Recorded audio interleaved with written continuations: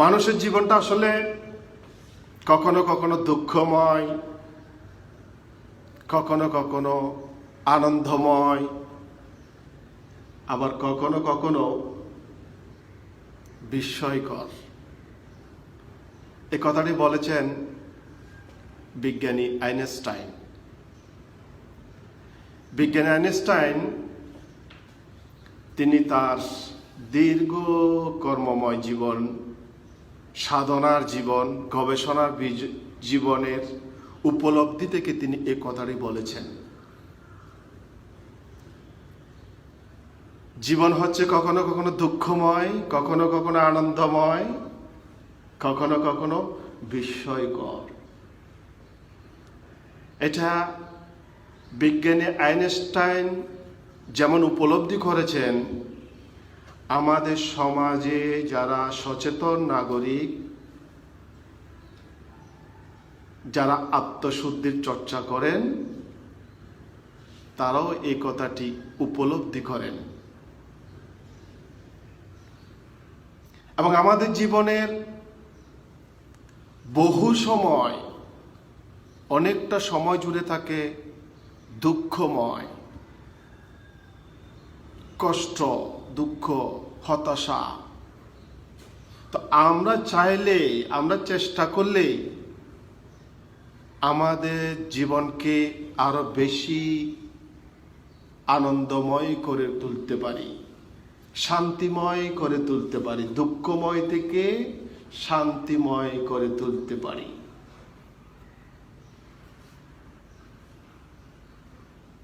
আমাদের সমাজে বলা হয়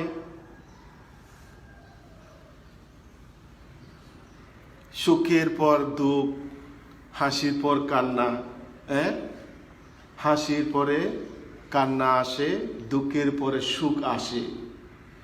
তো সত্যিকার অর্থে জীবনটা এরকমই। আমাদের জীবনে আনন্দ আছে, দুঃখ আছে।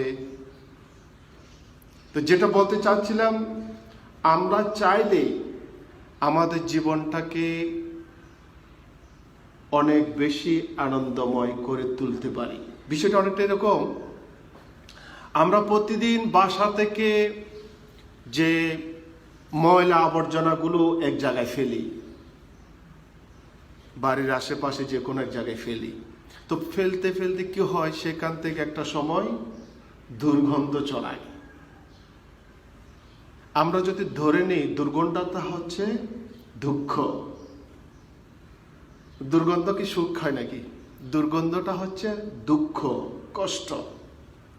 আমরা কিভাবে এই দুর্গন্ধ থেকে মুক্তি পেতে পারি, সুখ পেতে পারি? আমরা যদি সেখানে একটু ফুলের গাছ লাগাই, একটু যদি পরিচর্যা করি, কি হবে? তাহলে আর দুর্গন্ধটা থাকবে না। সেখানে ফুল ফুটবে, সুন্দর হবে, সুগন্ধ ছড়াবে, প্রফুল্লতা আসবে। ঠিক তেমনি আমাদের জীবনে আমরা যখন অপ্রাসঙ্গিক নেতিবাচক কাজগুলো করতে করতে করতে করতে একটা সময় আমাদের ভেতরটা কি হয়ে যায়? পাথর হয়ে যায়, কষ্টদায়ক হয়ে যায়। তো এই কষ্টদায়ক জীবনটাকে যদি আপনি পরমানন্দে রাখতে চান, আমাদের কি করতে হবে? আমাদের বেশি বেশি ইতিবাচক কাজ করতে হবে। আমাদের ভালো চিন্তাগুলো করতে হবে, ইতিবাচক কাজগুলো করতে হবে, আত্মশুদ্ধির চেষ্টা করতে হবে। তখনই আমাদের ওই যে নেতিবাচক দিকগুলো সরে গিয়ে আমাদের ইতিবাচক বিষয়গুলো জেগে উঠবে। যতই বেশি আমাদের মধ্যে ইতিবাচক বিষয়গুলো জেগে উঠবে, মনে সুখ আসবে, প্রশান্তি আসবে। দেখবেন চারপাশের পাপ আপনাকে গ্রাস করতে পারবে না, কারণ আপনি সবসময় ইতিবাচকতার মধ্যেই আছেন।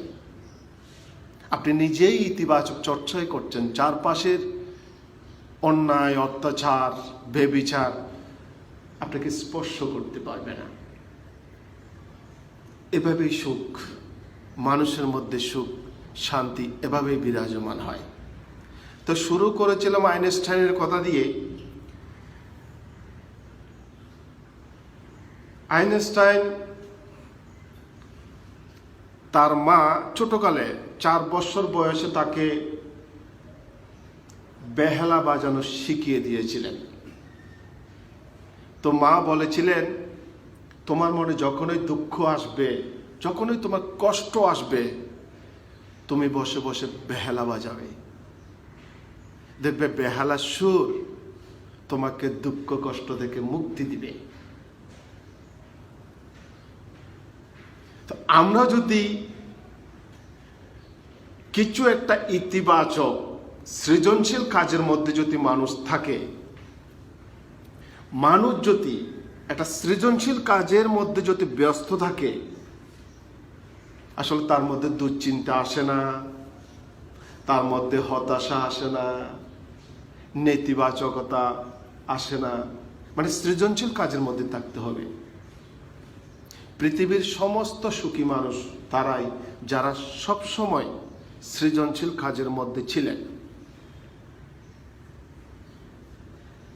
তো আইনস্টাইন সারা জীবন গবেষণা করেছিলেন,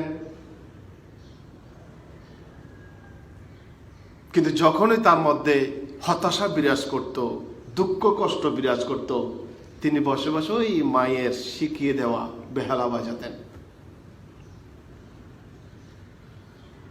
এবং তিনি তার মন থেকে সমস্ত নেতিবাচকতা দূর করতেন এই বেহালা বাজিয়ে বাজিয়ে। তো আইনস্টাইন একজন মুক্ত মনের মানুষ, স্বাধীন চেতার মানুষ, সব সময় নতুন নতুন কিছু পাওয়ার চেষ্টা করতেন। তিনি একাডেমিক শিক্ষাকে খুব বেশি গুরুত্ব দেননি। মুখস্থ বিদ্যা, বসে বসে ক্লাসে বসে বসে পড়া, মুখস্থ করা, এটা তার জন্য বোরিং মনে হতো আর কি। সেই কাজ কখনো করতেন না। তিনি ক্লাসে বসে বসে ভাবতেন, এই বই কে আবিষ্কার করেছেন? তিনি ক্লাসে বসে বসে ভাবতেন, আচ্ছা মানুষ মরে কি আবার জন্ম হয়? একবার শিক্ষককে প্রশ্ন করে বসলেন, স্যার এই পৃথিবী কেন সৃষ্টি হয়েছে? শিক্ষক জবাব দিতে পারছেন না। আইনস্টাইনের একজন বন্ধু ছিলেন, এটা আইনস্টাইন চেয়ে বয়সে বড়, ডাক্তারি পড়তেন, তার নাম ছিল ম্যাক্স।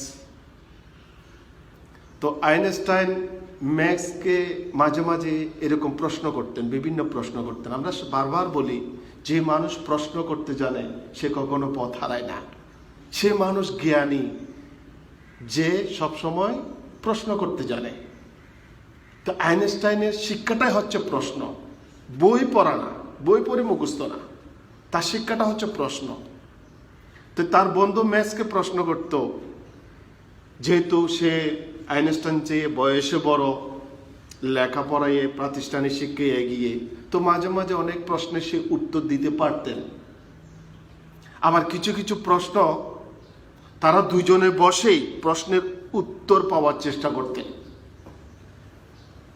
তো একদিন দুইজনে বসে, ম্যাক্স এবং আইনস্টাইন বসে বসে চকলেট খাচ্ছেন আর কি। ঠিক সেই সময় দূর থেকে একটা বাঁশির শব্দ আসলো। আইনস্টাইন বলছে, বন্ধু তুমি এই মুহূর্তে যেটা ভাবছো বিষয়টি কিন্তু সেরকম নয়।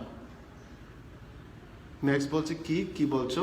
কোথায়? এই যে বাঁশির আওয়াজটা শুনছো না, তুমি হয়তো ভাবছো বাঁশিটা মনে হয় এই মুহূর্তে বাজাচ্ছে, বিষয়টা কিন্তু সেরকম নয়। সে বাঁশিটা একটু আগে বাজিয়েছে, বাতাসের তরঙ্গে আমাদের কাছে একটু পরে এসেছে। এটাকে বলা হচ্ছে আপেক্ষিক তত্ত্ব। বিজ্ঞানী আইনস্টাইন আলো নিয়ে গবেষণা করেছেন, বাতাস নিয়ে গবেষণা করেছেন, শব্দ নিয়ে গবেষণা করেছেন, এগুলো নিয়ে তিনি বই লিখেছেন। এটাকে বলা হচ্ছে আপেক্ষিক তত্ত্ব, যেটাকে আপনি উপলব্ধি করতে পারবেন, ধরতে পারবেন না, দেখতে পারবেন না। তো এই আপেক্ষিক তত্ত্ব আবিষ্কার করেই বিজ্ঞানী আইনস্টাইন 1981 সালে নোবেল পুরস্কার পেয়েছেন। তো আপনারা জানেন আইনস্টাইনকে দেখলে একটু বিটগুডে টাইপের মনে হতো আর কি।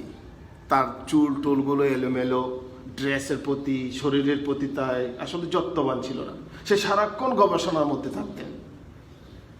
তো নোবেল পুরস্কার পাওয়ার পর তার সেক্রেটারি বলছেন, আপনাকে তো এখন একটু ভালো কাপড় চোপড় পরতে হবে, যেহেতু আপনি নোবেল পুরস্কার রেখে অনেক জ্ঞানী গুণী মানুষগুলো থাকবেন। তাই আইনস্টাইন বলছেন, দেখেন আমার মর্যাদা তো আমার ড্রেসে না, তারা কি আমার ড্রেসকে কি নোবেল পুরস্কার দিয়েছে নাকি? তারা দিয়েছে আর নোবেল পুরস্কার আমার মেধা কি দিয়েছে? আমি যে ড্রেস পরে যে বেশে সারা বিশ্ব ঘুরিয়েছি, সারা বিশ্বে যেই ড্রেস আমি বক্তৃতা দিয়েছি, সেই ড্রেস পরেই আমি নোবেল পুরস্কার আনতে যাব। আসলে আইনস্টাইন যখন বক্তৃতা করতেন তখন তার ড্রেস কি ছিল, তার চুলের স্টাইল কি ছিল, এগুলো কেউ কিন্তু খেয়াল করতেন না। মনোমুগ্ধকর তার বক্তব্য শুনতেন। তার বক্তব্যের মধ্যে, প্রতিটা বক্তব্যের মধ্যে যেন জাদু ছিল আর কি। প্রতিটা কথার মধ্যে তত্ত্ব ছিল, আবিষ্কার ছিল, জ্ঞান ছিল, প্রজ্ঞা ছিল সেখানে। তো সেরকম মানুষ পৃথিবীতে খুব বেশি নেই যারা সমাজকে, দেশকে ভালোবেসে সারা জীবন উৎসর্গ করেছেন মানুষের কল্যাণে। তো এই আইনস্টাইন আসলে ছিলেন খুবই দয়ালু প্রকৃতির মানুষ, খুবই দয়ালু প্রকৃতির মানুষ।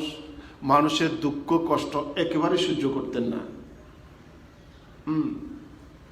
একেবারে সহ্য করতেন না। দেখা গেল তার আত্মিক যেই অবস্থা ছিল, নোবেল পুরস্কার পাওয়ার পর তো তার আত্মিক অবস্থা ভালো ছিল। এর আগে কিন্তু তার আত্মিক অবস্থা খুব একটা ভালো ছিল না। একটা সময় সে কেরানি চাকরি করে জীবিকা নির্বাহ করছে, অনেক কষ্টের জীবন তারা পার করেছিলেন। তো এই আইনস্টাইন একদিন অনেক রাত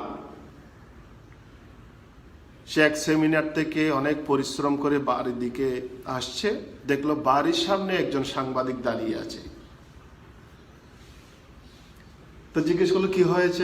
দেখেন স্যার, আমাকে তো আপনার সেক্রেটারি ঘরের ভিতর ঢুকতে দেয়নি। এখন বুঝতেই পারছেন, আজকে যদি আপনার সাক্ষাৎকার আমি নিতে না পারি, সম্পাদক আমাকে কালকে থেকে চাকরি থেকে বের করে দিবে। আর আমার চাকরি চলে গেলে আমার যেই 3 ছেলে মেয়ে, স্ত্রী নিয়ে, বৃদ্ধ বাবা নিয়ে আমি খুবই কষ্ট করব।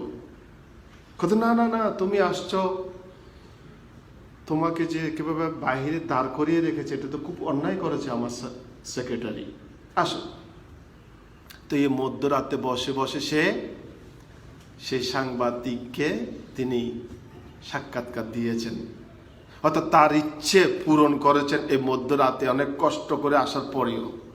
তো সেরকম অনেক অনেক কাজের মধ্য দিয়ে আসলে এই আইনস্টাইন নিজেকে তিলে তিলে তিলে তিলে গড়ে তুলেছেন। তিনি ছিলেন খুবই ধৈর্যশীল এবং উৎসাহ ব্যঞ্জক। তিনি কখনো নিরাশ হতেন না আর কি। কোনো কিছুতে যদি তার কাজে যদি একবার দুইবার সে হেরে গেলেও কখনো সে হাল ছেড়ে দিতেন না, ধৈর্য ধরতেন, বুঝার চেষ্টা করতেন কেন হলো না বা কিভাবে করা উচিত। খুবই ধৈর্যশীল এবং উৎসাহ ব্যঞ্জক। তিনি এটা প্রত্যাশা করতেন, পৃথিবীর অনেক কিছু আছে জানার, সব কিছু আমার এক জন্মে জেনে যাওয়াটা সম্ভব নয়। তিনি বিশ্বাস করতেন, আমি যতটুকু করে যাচ্ছি পরের কাজটা নিশ্চয়ই আমার শিক্ষার্থীরা করে যাবেন। তিনি এই জন্য সবসময় শিখতেন এবং শেখাতেন। তিনি শিখতে যত বেশি পছন্দ করতেন, তার চেয়ে বেশি পছন্দ করতেন শেখাতে। এই জন্য শেখাতে যে পৃথিবীর অনেক কিছু আছে জানার এখনো, আমরা সামান্য কিছু জেনেছি, মাত্র অল্প কিছু জেনেছি। আরো যেগুলো জানার আছে সেগুলো যেন আমাদের শিক্ষার্থীরা ভবিষ্যতে জেনে নেন, এই পৃথিবীটাকে যেন আলোকিত করেন, এই পৃথিবীর মানুষকে যেন সত্য জানিয়ে দেন। তো যা হোক, আজকে আইনস্টাইন নিয়ে ছোট করে কথাটা বলেছি।